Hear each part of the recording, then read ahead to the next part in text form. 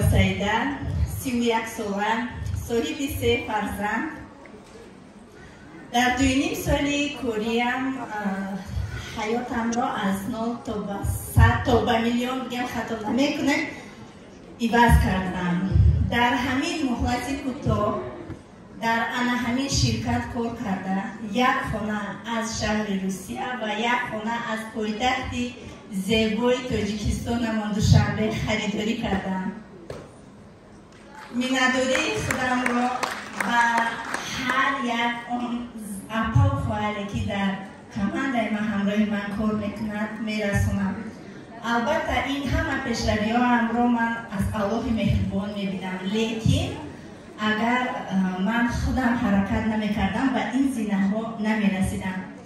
کمپانی فابرلیک سبب شد که امروز فرزندان من از یک گیمنازیوم‌های بهترین شهر روسیه تحصیل میکنند و باز من میدونم که هر یک زن آرزوی کودکی خود را دارد. همون آرزو را من هم داشتم.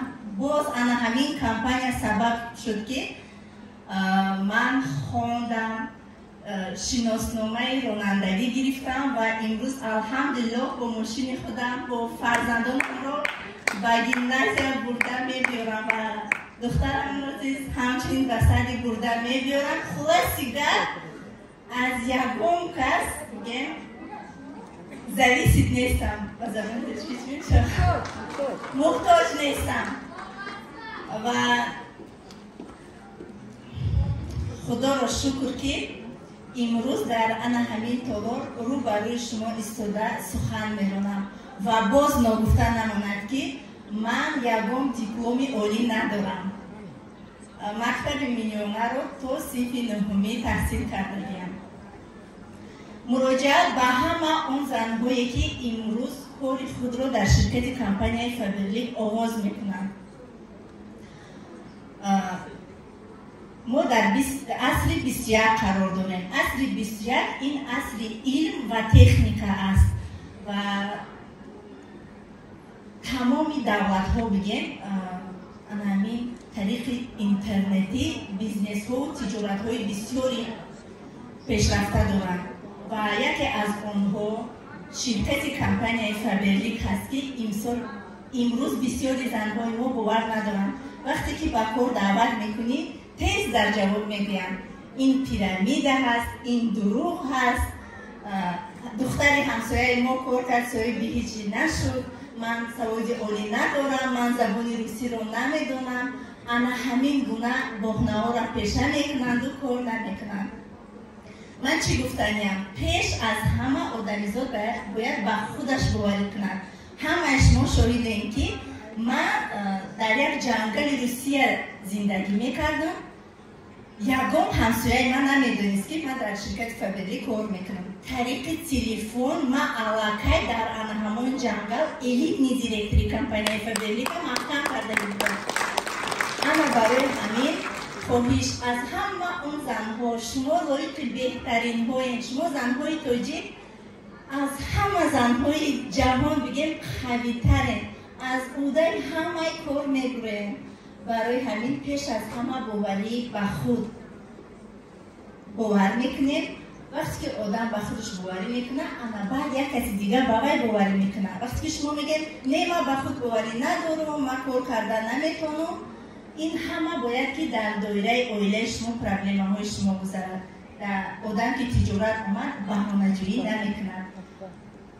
برای همه شما هم در زندگی هم در جدای کار من پیشروی خواهم و میخوام که کمک مثال بیارم. مثال شما هر یک تاتون فرزندی میده هر داره. شما تصور کنید که فرزندی میده داره. بسیاری از شما تصور کردن هم در کار نیست. علاقه کودک هست. کودک میده های نوزاده هیچ چی را نمیدونه. هیچ محل شما نمیبینید کودک گریه داره میگین که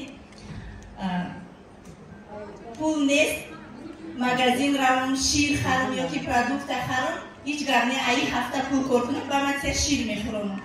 همین گپ شما کودکای خودم تارن نمیگین. یا اینکه دویم مثال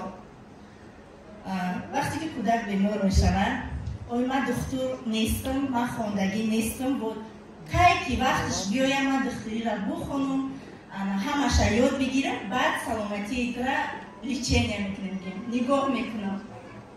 Ана ҳамин бизнесам айнан мисли анамин фарзандои худтон дӯст дорем, иншоаллоҳ пешравӣ мешавад. Бизнес ҳамчун фарзанд қабул кунем. Хеле ки дар зиндагии ҳар як кас мотиватсия, масалан бисёри занҳо барои модарашон кор мекунанд. Мотиватсияи ман дар зиндагии фарзандони ман буд ки ҳама садик мерафт. Ман дар ҷангал ки будам, кӯдакои ман садика намедонистанд чӣ буд. Анамин фарзандони ман мотиватсияи зиндагии ман шуданд ки ман ба ҳамин қуллаҳои баланди компанияи Фаберлик расидам. ҳамаи шумо айдаи кор мекунем. Барои ҳамаи шумо муваффақият, пешравӣ ва худои илоҳӣ нам ҳаматон партнёри компанияи Фаберлик шавед.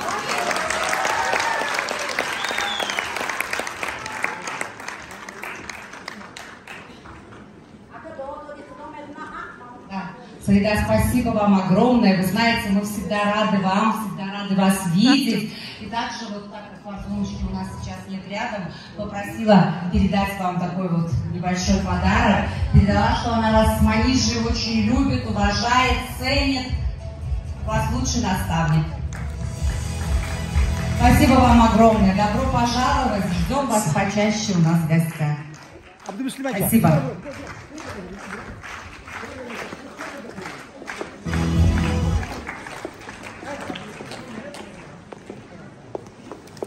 Мы движемся дальше. Сейчас мы подошли к одной из самой волнительной части конференции – церемония награждения элитных директоров.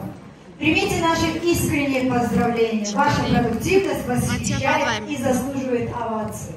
ҳаракатҳои доимии дӯстдории кори худ ва таслим нашудану то ба натиҷа ҳаракат кардани шумо ба ин унвон овард.